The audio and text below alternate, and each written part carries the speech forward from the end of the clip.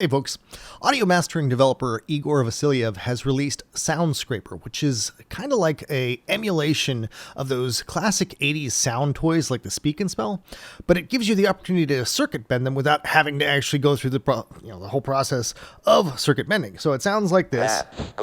And you open up this panel and you got these various memory registers or whatever that you can then hack at. So if you want to sound like Kraftwerk, you just load this up, pick up your iPad, and then motorboat that shit.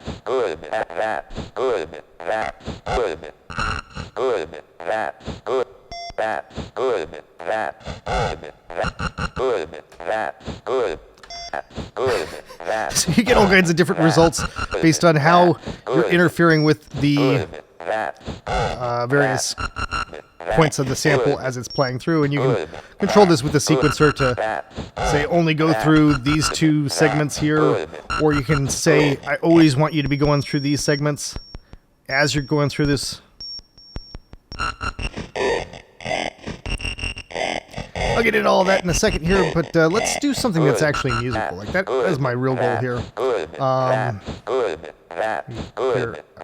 Reset all this and bring in my own sounds here. I got recording from my Minotaur. That sounds nice, right? It's nice and spacey, and it's you gotta bring up the trigger pulse so that when I enable the triggers, it's gonna actually take some time rather than bouncing crazily back and forth. So I'm just gonna have two of these going at the start here, and I'll kind of just do some random shit there. And you hear how it's kind of glitchy. You can control how glitchy it's gonna be with the duty cycle. So if I bring this up at around 50% duty cycle, it's taking half of the trigger pulse time, which is at nearly a second. Let me bring that down a little bit. So now with 50% of that, it's doing like a quarter of a second of a pulse into these screwed up registers here. And I'm honestly like not 100% sure on a lot of what exactly this means, but I have noticed, this will be helpful. Let me actually turn off so it's only going through this first one here. If you screw around with these lower ones, it's mainly screwing around in the bass. So, and doing the higher ones gets some of the higher stuff, and doing little gaps in between them seems to be give it a little bristle.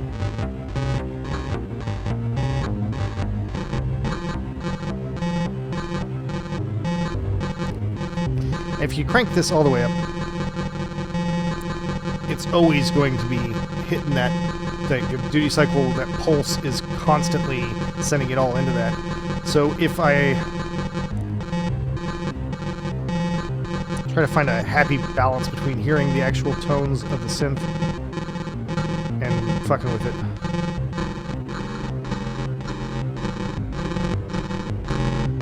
Alright, that's not a very happy balance, but we'll go with that for a second here. Kind of like how that sounds already. Let me get it just a little bit more gristle at the low end.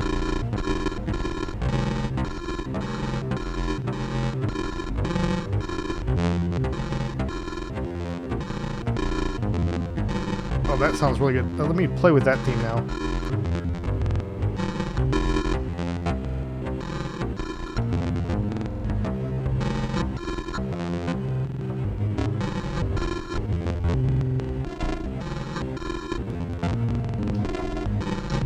Now this is one of those points when I'm recording one of these videos and I'm wondering if I'm only amusing myself, but I'm amusing myself immensely, so screw it, you're gonna have to stick with me on this. So there's a lot of different ways that you can play around with this, such as increasing or decreasing the speed of the sample playback. So let's try slowing this down a little bit. So by taking the clock at a divider of 2, it's basically slowed it in half, and that will naturally, bring the pitch of the sound down as well. Let me turn this off so you can actually hear what that sounds like now.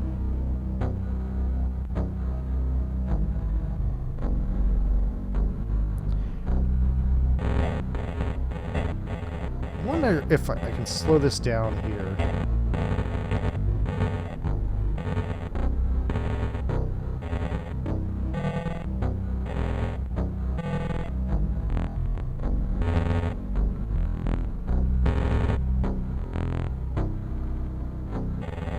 Huh.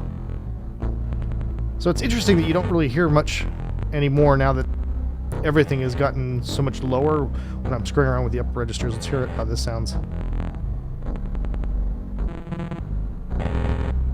Alright, so as I kind of briefly demonstrated in the beginning, you can also say that, you know, at this point right now it's doing this sequenced sort of thing, but you can also say I always want this to be on. So when this is on the address circuit enable, it's always sending it through this as well as whatever, you know, this last one here, as well as whichever one of these it's on right now. So that's always creating this kind of glitchy thing, and I think that's a little too intense for what I'm trying to do here with kind of like a bass.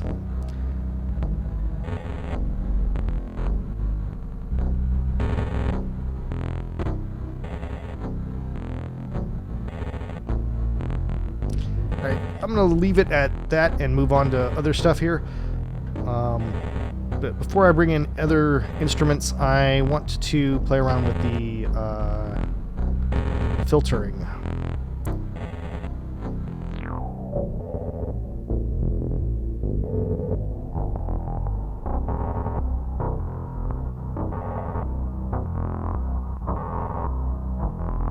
And you can run an LFO through this. You can cycle between high pass and low pass, as well as add a delay from this. So I'm going to actually do that, I think.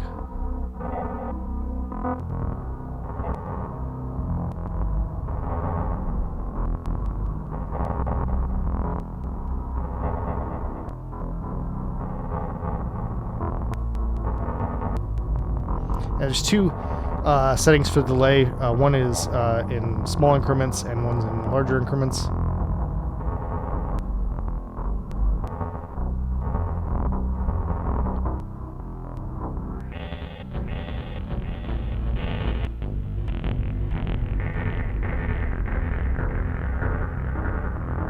And this is working like a typical XY, where Y is controlling the resonance. I don't want too much resonance on my bass here, but I do want it to emphasize the cutoff frequency.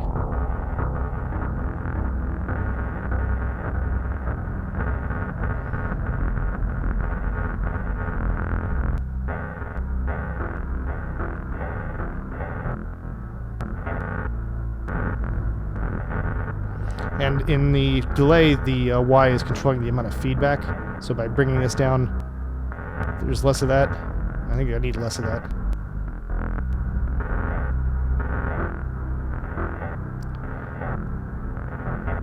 Alright, maybe not delay on that. Yeah, it's already so garbled, I don't want to screw with it anymore. Instead, I'm going to bring in a new instrument. This will be a little acid line from my TT303, and I picked this because it's got the kind of gritty sound already. Let me take this down while I'm screwing with that. And once again, I'm enabling my trigger so that I can sequence like this.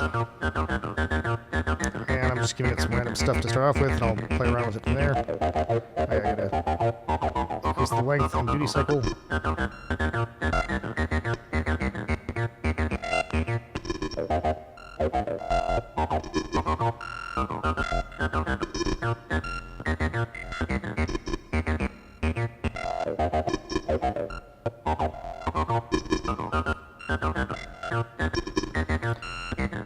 Alright, so on this one, I'm going to try doing what I was trying to show in the first one, where I'll try to have two of these things also screwing with it while it's going through the sequence. So that's just increased the kind of mids there. Yeah, it's added some nice mid crunch.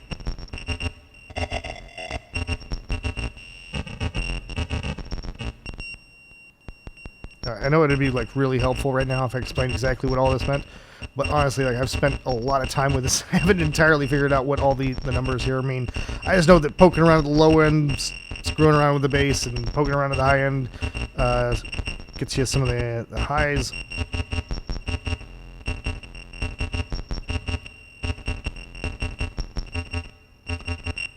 So, like, wow, doesn't that sound a lot different from when it was just playing normally here?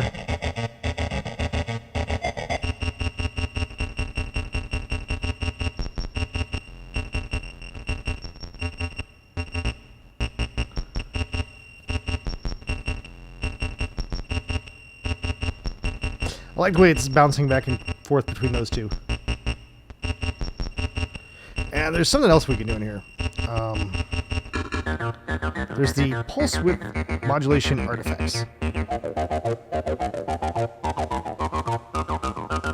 So basically what's happening here is it's treating the sample the way that the really old 80s style samplers worked with pulse width modulation and all this. So you got these different ways of interacting with that with this, which is basically controlling the resolution of how finely it's trying to reproduce the sample sound with these pulse width modulated synths, basically like the squares. So by doing a lot, you get lots of resolution, and then you can screw around with giving it some artifacts, those crunchy bits here. And overload is just flat out cranking that shit. I don't think we need to do that. So with the artifacts now in play here,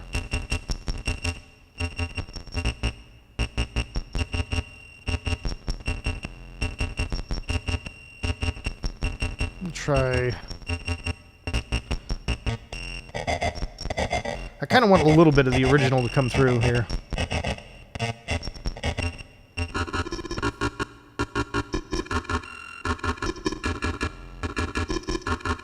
Alright, I'm going to leave that as is for now. And you see we got the ability to play around with where that sits in the stereo spectrum here. And you can increase the space, decrease the space, I guess, in the reverb.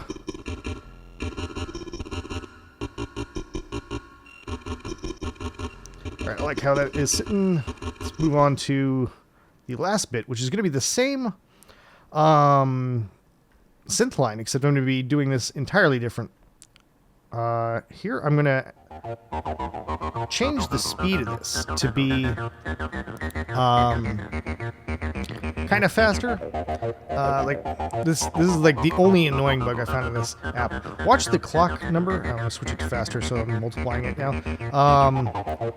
It goes up 1.0, 1.1, 1.3, 4, 6. There's no 0.5. So if I want to get to 0.5, I think that's somewhere around like taking this 1. Oh, come on. Before it was letting me get to 1.2. Alright, let's try this. So take it 1.3 and jumping the offset here.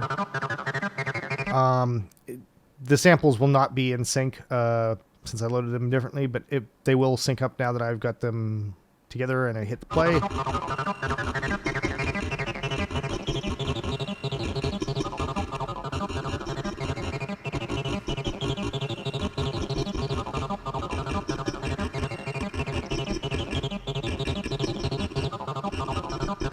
So I'm trying to do kind of like a counterpoint thing. Let's screw around with this some more and we'll come back to that. Just let me put that back in the center so it's not annoying in your left channel. And once again, I gotta increase the trigger pulse. Oh my god, that's another kind of annoyance. You need to actually try to drag the thing. You can't just like tap someplace on a line. You need to drag the actual bar here. And in this case, I'm going to be making this the lead, so I want to go for the high-end stuff that I'm screwing around with.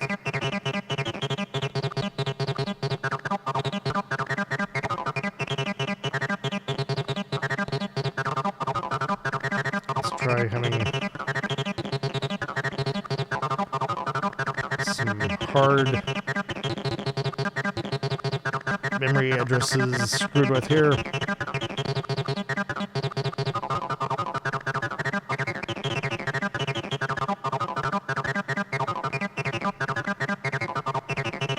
Didn't work out, so let's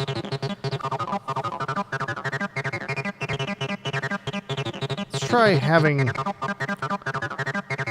like every other one is going to be glitchy.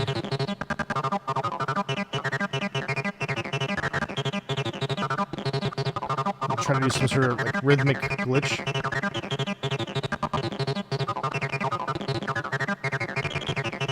That's not working because it's going glitch to glitch from 5 to 1.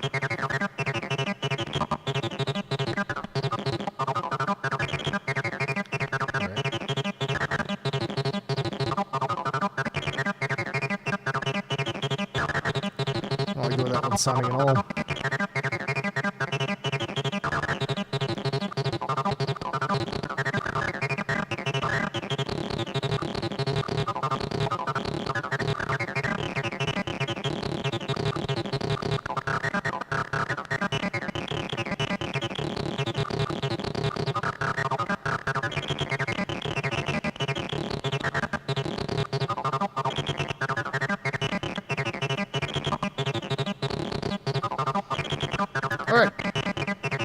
There's also a setting in here where it pulses the same thing 10 times before moving on to the next one.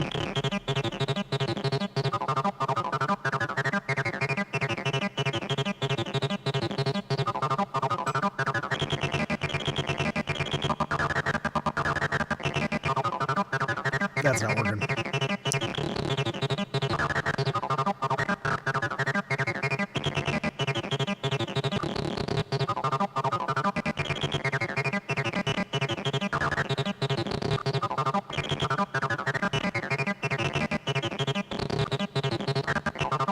Trying to listen to find a good place where it's kind of matching the pace of the loop.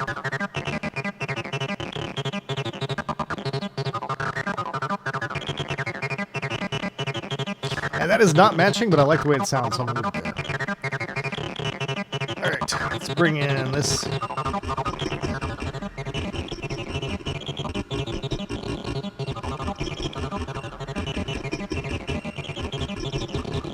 Try bringing this down to 1.1.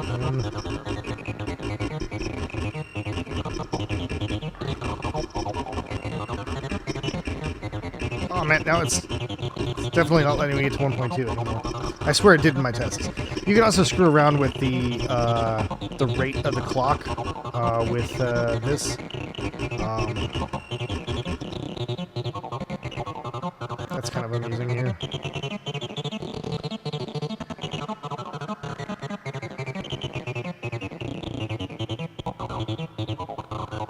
So as it's going through this rather slow LFO, over the course of 6.4 seconds, it's going to speed up the clock by 11% and then slow it down. So as you hear that, it's also affecting the tone. So that's interesting, but not useful in this instance.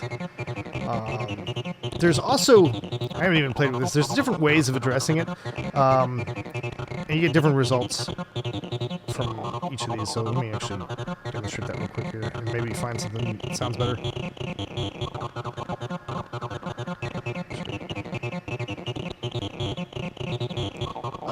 This one is basically turning ones into zeros, and this is turning zeros into ones. It's basically turning everything into ones. This is a hold. I forget what the hell these two did. Honestly, there's no logical way to approach this, at least as far as I've figured out. It's just kind of listening to it and see if you find one that you like. This B sounds good.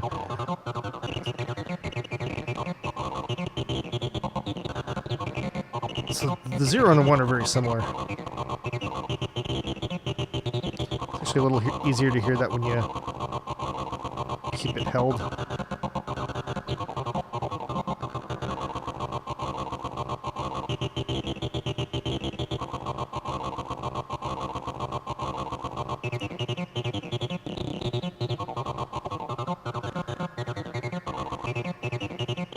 Alright, let me make sure that everything is synced up again.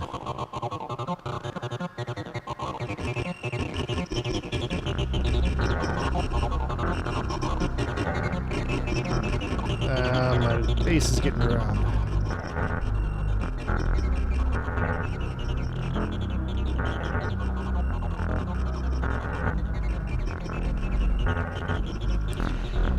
And you can play around with the distance of everything. Like, let's make oscillator 3 slide around.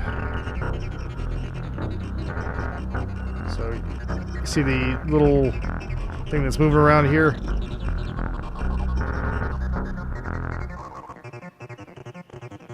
You can kind of hear that.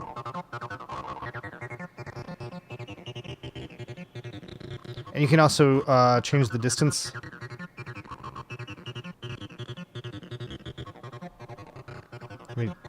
Well, just distance here.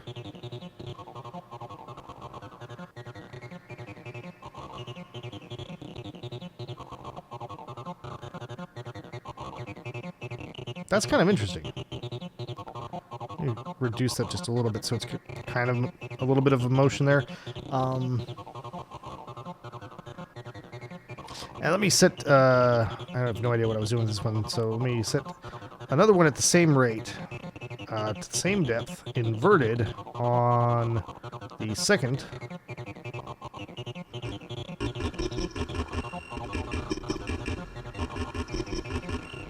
Huh. I was expecting it. Okay, they are on slightly different.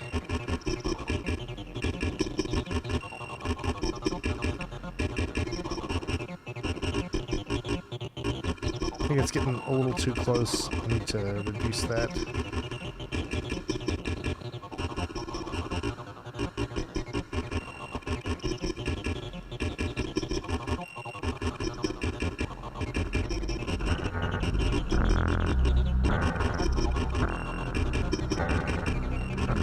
This one's just sounding a little too messed up.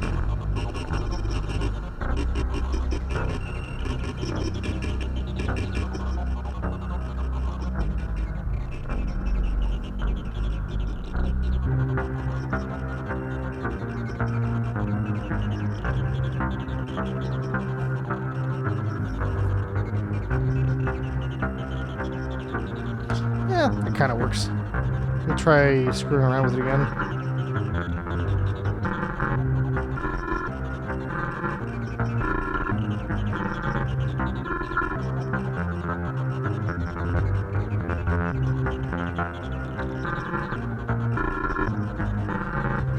You got so much resonance on that.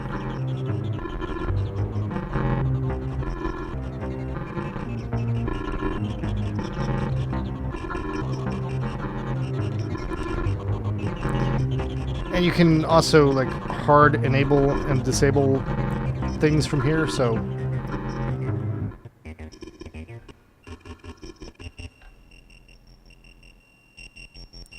you get kind of a performance control there where I've basically just completely taken out the melody and replaced it with the glitching chirping sounds, which, as you see up here, is affecting this.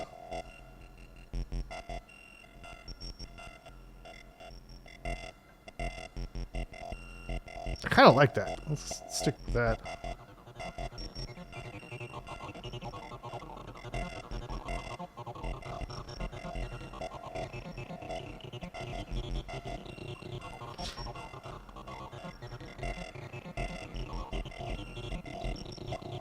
I think I want to try a delay on the second oscillator.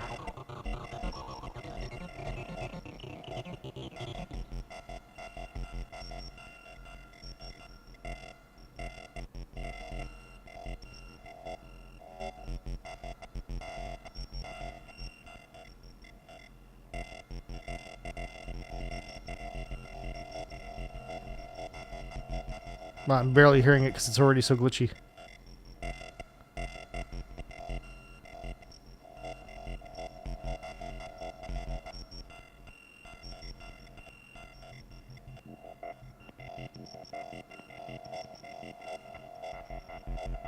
Bandpass isn't really helping there.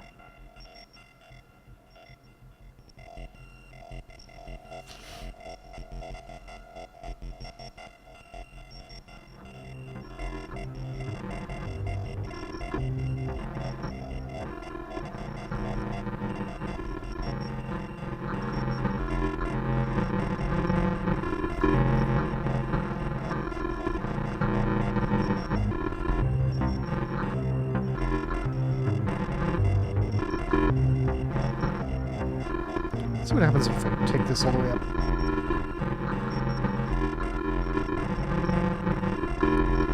That kind of works. It's going kind of this.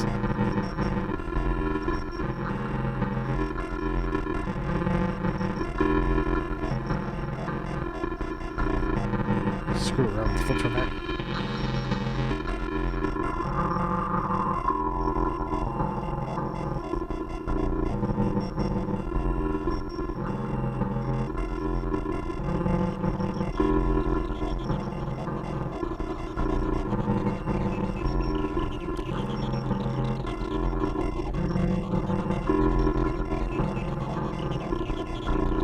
Alright, well, it's kind of like music. This is a lot of fun, and honestly, just playing around in here, exploring different patterns and stuff can be a pretty amusing experience, even if I don't fully understand it. I hope that this has been at least, kind of interesting to watch. Thank you very much to all my Patreon patrons for making this possible. Take it easy, guys.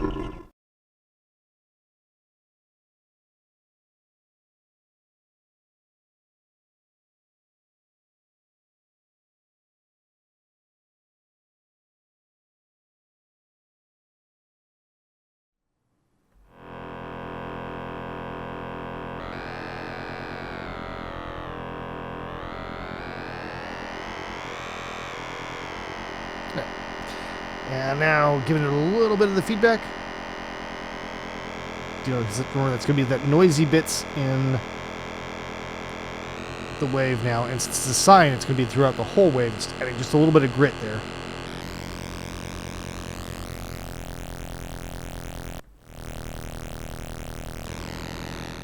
Him.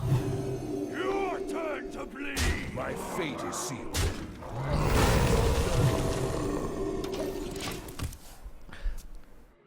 I maintain board control and completely eliminate Lotheb.